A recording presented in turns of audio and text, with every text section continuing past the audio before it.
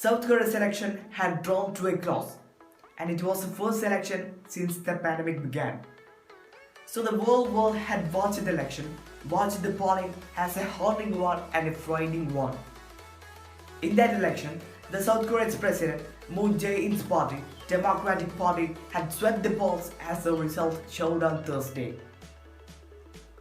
His relentless effort to contain the spread of the pandemic, to contain the spread of the COVID-19 in the country, had been marked as his cause of victory.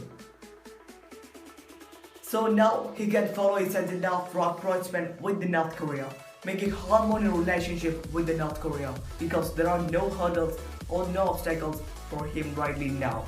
What about the seats? The Democratic Party won 180 seats, and at the same time the opposition parties got 103 seats. So the major turnaround in this election was the victory of the Democratic Party had marked an end over the accusation on Moon Jae-in's as the corruption allegation and also economic slowdown in the past year. Anyway, we could expect that that means Moon Jae-in, will soon meet with Pyongyang's leader Kim Jong-un for many dealings. But at the same time, there are the rumors are still rising over the Kim Jong-un's health situations. Anyway, it's the matter, that's all.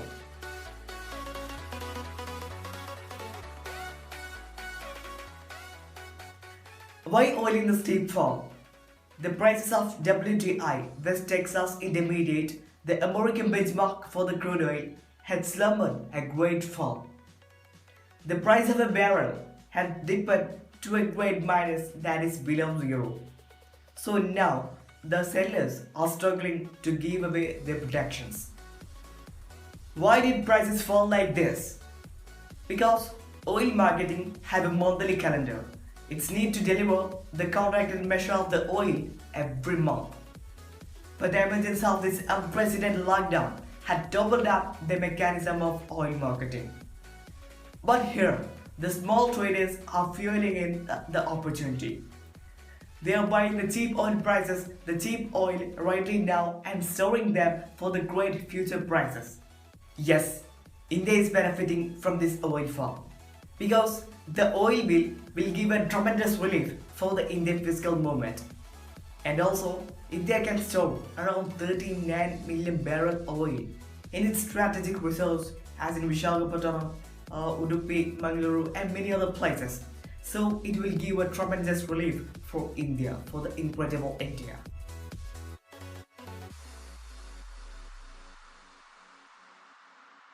Migrant workers are still longing for their belongings because the lockdown impositions and the restrictions around had turned them mentally and physically distressed. So the facts reveals that they are still homeless and foodless and moneyless.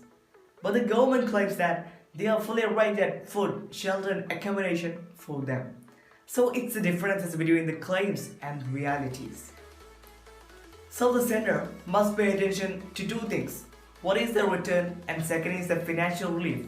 So the return, they shall be allowed in special train for the return.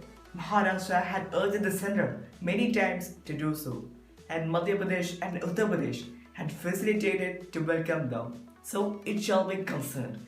And second one is that the financial relief. So the proclamation of financial relief by the financial minister still remains insufficient. So they shall be concerned in the next proclamation and declaration. Anyway, they shall be provided schemes and jobs under MGNREGA, Mahatma Gandhi National Rural Employment Guarantee Scheme. So let's join our hands. So that's all.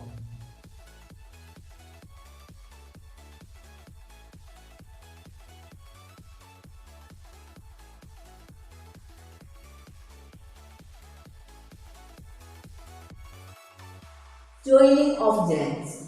Facebook has bought 9.9% stake in Reliance Jio, telecom unit of Reliance Industries Limited, for $5.7 billion, which makes it the largest investment of a minority stake by a tech company from anywhere in the world. This deal gives Facebook a firm foothold in a fast-growing massive market and also helps Reliance Jio to cut off their debt significantly. The focus of the campaign might be the retail sector of India, a difficult terrain as large parts of it are still unorganized, but for the same reason it holds potential for huge disruption. In recent years, the retail sector has been an ongoing battlefield for behemoths such as Amazon and Walmart, who themselves are globally dominant players. The other parties interested in this are payment services companies such as SoftBank, Alibaba backed Paytm, and Google, which runs Google Pay. But the combination of Facebook and Reliance will be difficult to beat. They seem to have both the marketplace and the payment solutions covered. So anyway, the coming together of Reliance and Facebook are so exciting, but there is a risk of monopoly and net neutrality.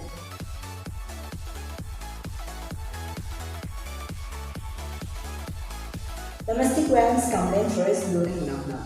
Ever since the lockdown began, there has been an increase in domestic abuse complaints. The lockdown has turned into a drought with the abuses for women and children. The child line in India has received more than 92,000 calls asking for protection from the violence. The panic of the outbreak, which has led many people to lose their jobs, and also lack of alcohol, is all adding to the frustration of these abusive men. Report says that from March 24 till April 1, 257 complaints related to various offences against women were received. Out of 69 complaints are related to domestic violence. Child abuse is also abnormally reported in this period. It is reported that in Karnataka, the childline helpline received 37 calls reporting child marriages and other calls related to physical abuse of children between March 25 and April 5.